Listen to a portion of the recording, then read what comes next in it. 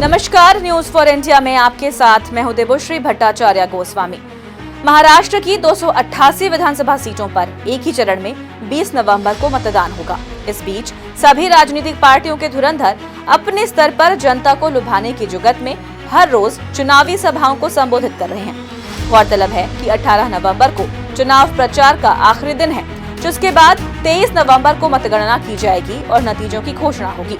वहीं चुनाव से पहले महाराष्ट्र के उप मुख्यमंत्री देवेंद्र फडणवीस ने महायुति को पूर्ण बहुमत मिलने का दावा किया है। उन्होंने कहा कि जनता उनके गठबंधन को निर्णायक बहुमत देगी और उन्हें शरद पवार या फिर उद्धव ठाकरे के समर्थन की जरूरत नहीं पड़ेगी। महाराष्ट्र विधानसभा चुनाव में इस वक्त लड़की बहन योजना पर काफी चर्चा चल रही है। इस योजना के तहत सरकार राज्य में हर महिला को 1,500 रुपए प्रति महीने दे रही है। वहीं इससे एक कदम आगे बढ़कर महाविकास अघाड़ी गठबंधन ने सत्ता में आने पर हर महीने महिलाओं को 3,000 रुपए देने का वादा किया है। अब इसको लेकर सीएम शिंदे ने महाविकास अघाड़ी पर निशाना साधा है। सीएम शिंदे ने कहा कि विपक्ष ने शुरुआत में इस योजना का विरोध किया था और इसके खिलाफ अदालत तक पहुंच गए थे, लेकिन जब ये योजना सुपरहिट हो गई है तो उन्होंने हमारे एजेंडे से ये योजना चुरा ली है।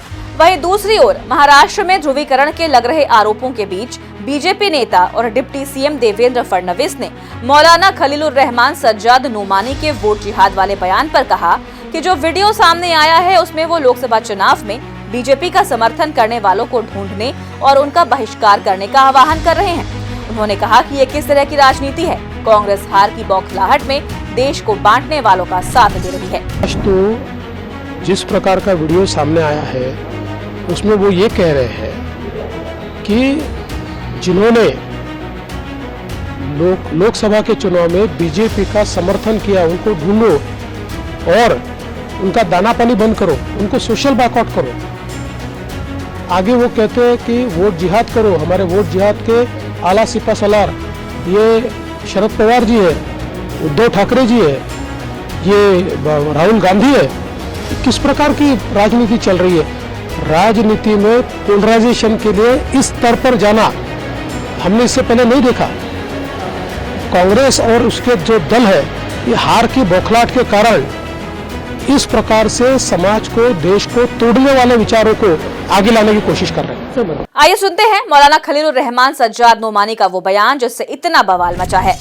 और अगर महाराष्ट्र में उनको शिकस्त हो गई तो इत्तलात के मुताबिक दिल्ली सरकार भी बहुत दिन तक नहीं ठहर पाएगी।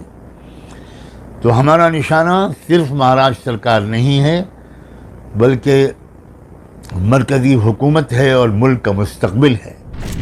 वहीं बीजेपी नेता किरीट सोमैया ने मुख्य चुनाव आयुक्त राजीव कुमार को पत्र लिखकर all India Muslim personal law board के प्रवक्ता मौलाना खलीलुर रहमान सज्जाद नोमानी के खिलाफ कार्रवाई की अपील की है। उन्होंने नोमानी पर आचार संहिता के उल्लंघन का आरोप लगाया है। मौलाना खलीलुर रहमान सज्जाद नोमानी उन्होंने जिस प्रकार से अपील स्पीच, हेड स्पीच करना शुरू किया है, वोट जिहाद के लिए भी कहते हैं, लेकिन साथ में जो भाजपा के समर्थक है, मुस्लिम वोटर जिन्होंने भाजपा को वोट दिया है, उनका सामाजिक बहिष्कार करने के लिए कहते हैं। मौलाना सज्जाद नोमानी कहते हैं, मुझे मालूम है लोकसभा चुनाव में आप में से कुछ लोगों ने बीजेपी को साथ दिया। उस ऐसे लोगों का हुक्का पानी बंद होना चाहिए, ऐसे लोगों का सोशल बॉयकॉट होना चाहिए, ऐसे लोगों का सलाम दुआ बंद होना चाहिए। ऐसे मुसलमानों का नाम आज से घनश्याम दास करना चाहिए। मैंने ये हेड स्पीच, वोट जिहाद स्पीच, जिसमें मौलाना साहब ने ये कहा कि वोट जिहाद जो राहुल गांधी, शरद पवार, उद्धव ठाकरे करते हैं, हमें ये ध्यान में रखना चाहिए कि महाराष्ट्र की जनता ने अभी मूड बना लिया है। भाजपा मोदी महायुति सरकार नतीब तो भी उद्धव ठाकरे का बदलने वाला है, कायम के लिए इतिहास जमा होने वाला है। Bureau report, news for India.